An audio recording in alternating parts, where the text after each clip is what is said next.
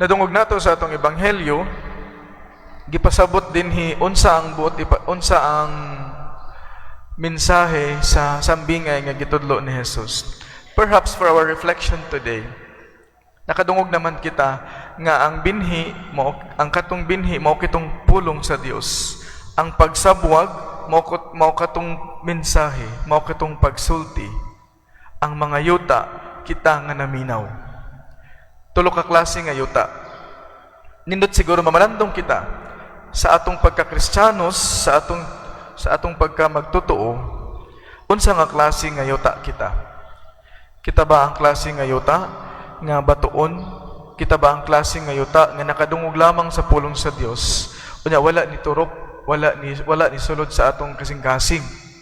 Or kita nga klase nga yuta nga nakadungog, nakasabot, pero niabot ang panahon sa pagsulay, kita nibiya sa Ginoo. Or kita nga klase nga yuta nga tambok, nga naminaw sa pulong sa Dios, gisulod sa hunahuna og kasing-kasing, ug naningkamot pag-ugmad sa maong pulong, ug kini nilambo kanato. Mao siguro ning para kanako, mensahe para kanatong tanan.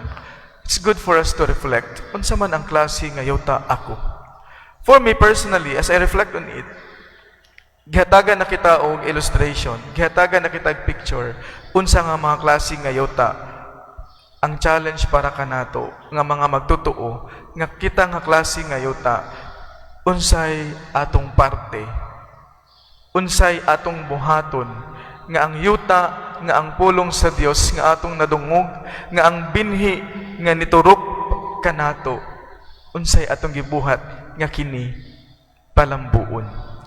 Mga igsoon, mao kini ang atong mga pamalandungan sa atong pagpamauli ug sa atong pagpadayon sa atong santos nga misa. Mao kini ang ato ang pamalandungan. Unsa ako nga klase nga yuta? Unsa ako nga klase nga magtotoo nga naminaw sa pulong sa Dios? Kita ang desisyon ni ana.